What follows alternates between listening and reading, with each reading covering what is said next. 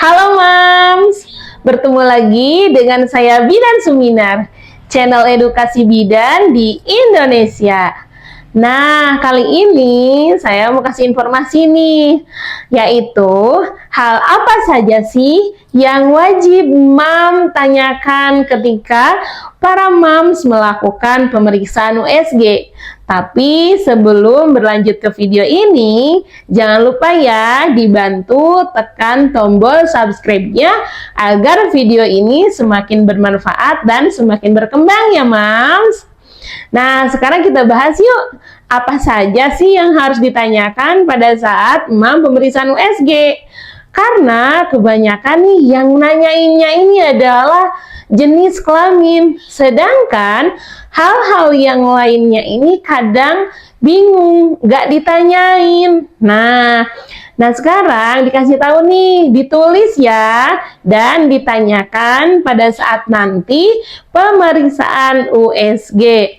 Nah, USG ini biasanya dilakukan per trimester juga ya, tergantung kebutuhan para Mams.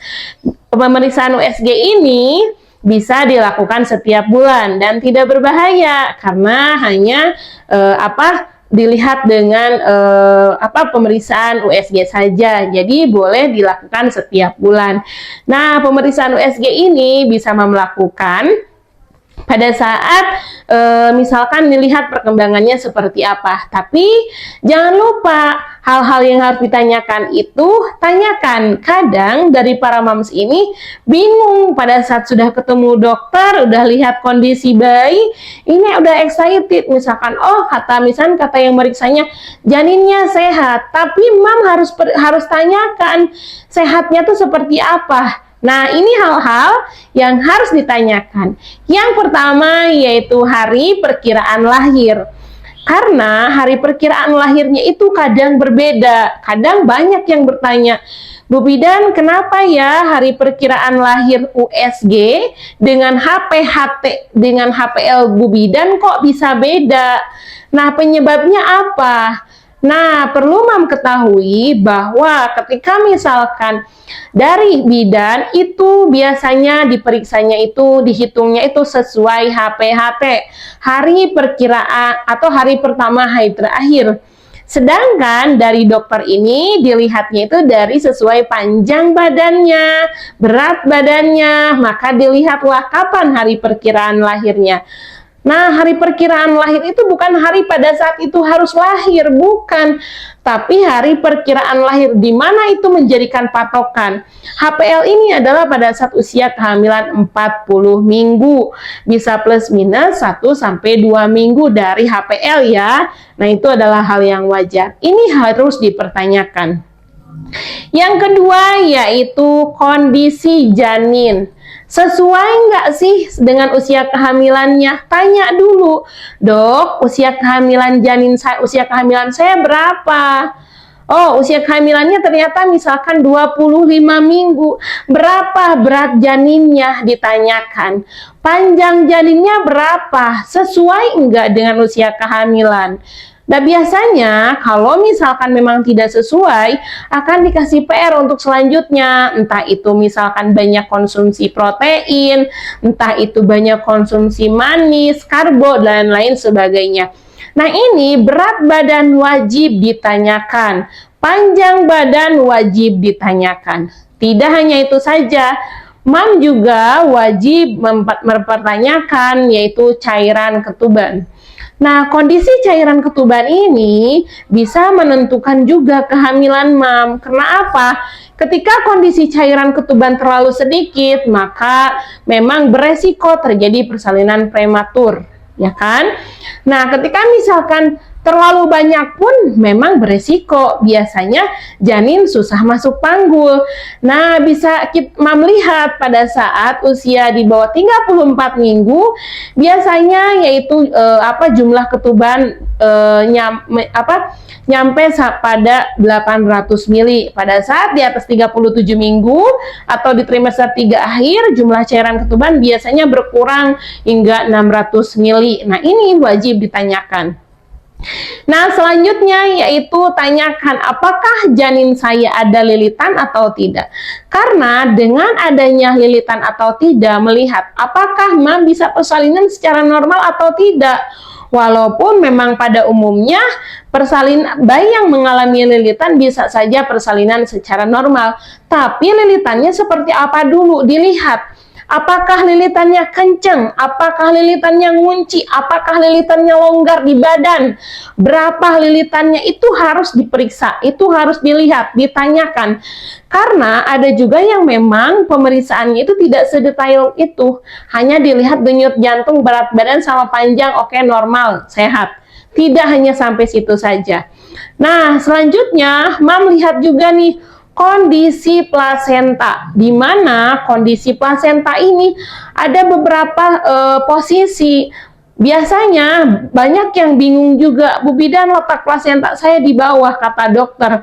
Tapi para mams ini tidak ditanyakan letak plasenta di bawah ini seperti apa. Apakah previa totalis kah? Apakah previa parsialis kah? Apakah previa marginalis kah? Ini tiga harus ditanyakan, dok. Maaf, posisi plasentanya ini total menutup jalan lahir, sebagian, atau ada di tepi jalan lahir. Ditanyakan apakah ketika misalkan di tepi jalan lahirnya ini bisa bersalinan secara normal atau tidak. Karena dengan adanya posisi plasenta itu juga bisa menentukan apakah mam bisa melakukan persalinan secara normal atau tidak, ya. Nah, yang selanjutnya yaitu mam tanyakan juga dan periksa juga ukuran panggul. Biasanya ukuran panggul bisa dilihat pada saat mulai usia kehamilan 36 minggu. Ditanyakan juga, dok, ukuran panggul saya gimana? Apakah normal? Diameternya seperti apa? Karena mungkin kalau misalkan pernah persalinan, oke, berarti tidak mengalami panggul sempit.